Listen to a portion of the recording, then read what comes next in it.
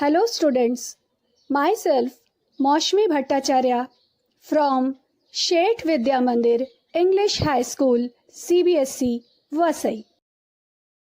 आज मैं आपको कक्षा 8 वसंत का पाठ 10 कामचोर समझाने जा रही हूँ। प्रस्तुत है पाठ का द्वितीय खंड। झाड़ू लगाने के चक्कर में सारे बच्चे कीचड़ से लथपथ हो गए। उन्हें नहलाने के लिए काफ़ी सारे नौकरों की ज़रूरत थी। घर में इतने सारे नौकर थे नहीं, इसलिए बगल के बंगलों से बहुत सारे नौकरों को बुलवाया गया, जिन लोगों ने उन्हें नहला धुलाकर साफ किया। बच्चों ने यह मान लिया कि साफ सफाई उनके बस की बात नहीं है और ना ही वे पेड़ों की देखभाल कर सकते हैं। शाम हो रही थी तो उन्होंने सोचा कि चलो मुर्गियों को ही उनके दरबे में बंद कर दिया जाए। उन्होंने हाथ में छड़ी उठाई और मुर्गियों को हाँकने लगे। इतने सारे बच्चों को अपने पीछे छड़ी लेकर पड़े देखकर मुर्गियां डर गई और भागने लगी। भागते भागते उन्हें जिधर से जाने की जगह मिली वे उधर से जाने लगी। 2 मुर्गियां खीर के प्यालों से, जिन पर आया चांदी के वर्क लगा रही थी, दौड़ती फड़फड़ाती हुई निकल गई। प्याले की सारी खीर दीदी के कामदानी दुपट्टे और सिर में लग गई।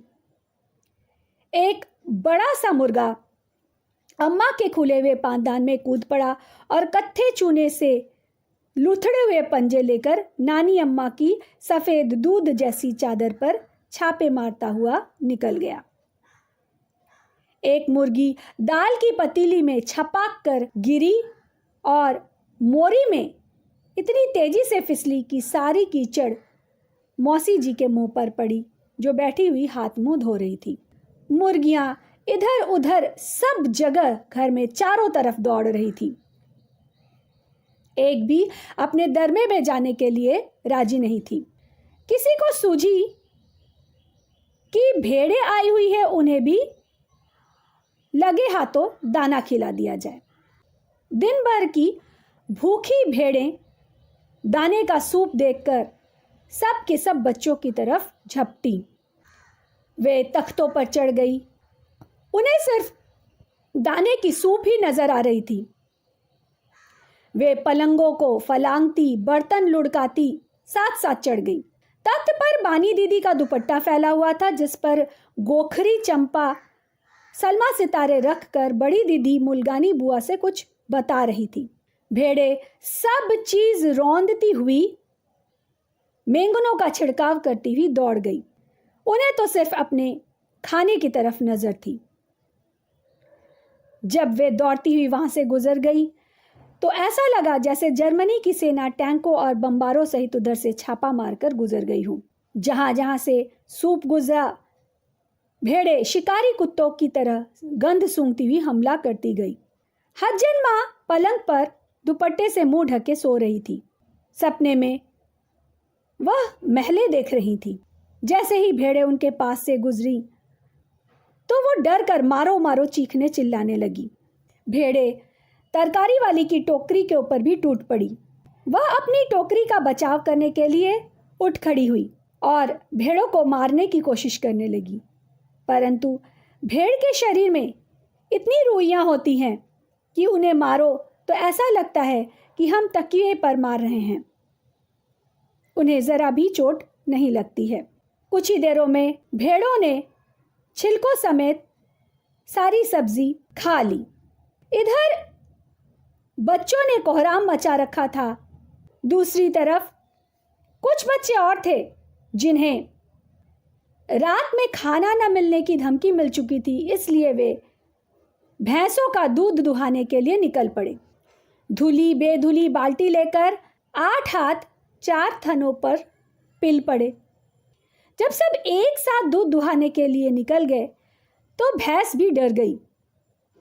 एकदम जोर से उठ खड़ी हुई और बाल्टी को लात मार दिया। अब बच्चों ने यह निश्चय किया कि भैंस को आगे से और पीछे से बांध दिया जाए, उसके बाद दूध दुहाया जाए।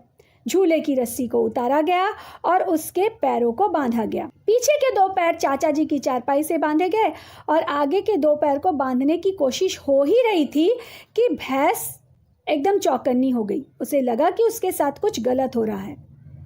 वह भागी। जैसे ही वह भागी, चारपाई समेत चाचा जी को भी लेकर भागी। चाचा जी सो रहे थे और नींद में कोई सपना देख रहे थे। चारपाई पानी के ड्रम से टकराई और पानी चाचा जी के ऊपर गिरा। उन्हें ऐसा लगा जैसे आंधी तूफान आ गया है, पर उन्हें जब सच का पता चला तो वे बच्चों को काम देने वालों को बुरा भला कहने लगे। पर बच्चों को यह दृश्य देखकर बहुत ही मज़ा आ रहा था कि भैंस भागी जा रही थी और पीछे पीछे चारपाई पर उस पर बैठे हुए चाचा जी। अब बच्चों को लगा कि उनसे एक भूल हो गई है। उन्होंने बछड़े को तो खोला ही नहीं, इसलिए उन्होंने तुरंत बछड़े को खोल दिया। जैसे ही उन्होंने बछड़े को खोला, माँ अपने बच्चे की तरफ भागी और वहीं पर रुक गई। अब बच्चे तुरंत गिलास कटोरे लेकर दूध दुहाने पहुंच गए। कुछ दूध जमीन पर और कपड़ों में गिरा। 2-4 धारें गिलास कटोरों पर भी पड़ गई। बाकी बछड़ा पी गया। सब कुछ मिनटों में हो गया। घर पर ऐसा तूफान उठा कि लगता था जैसे घर में मुर्गियां, भेड़े, टूटे हुए तसले, बाल्टियां, लोटे, कटोरे और बच्चे थे। बच्चों को घर से बाहर निकाल दिया गया। मुर्गियों को बाग में भगा दिया गया। तरकारी वाली, जिसकी सारी तरकारियां भेड़ों ने खा ली थी, उसे दिलासा दिलाया गया। परंतु इन सब चीज़ों से अम्मा बहुत गुस्सा गई। वह आगरा जाने के लिए अपना सामान बांधने लगी।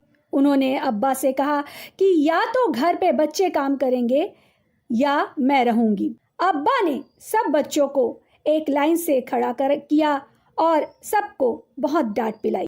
उन्हें यह भी कहा गया कि वह घर की किसी भी चीज़ को हाथ नहीं लगाएंगे। अगर उन्होंने किसी भी चीज़ को हाथ लगाया तो उनका रात का खाना बंद।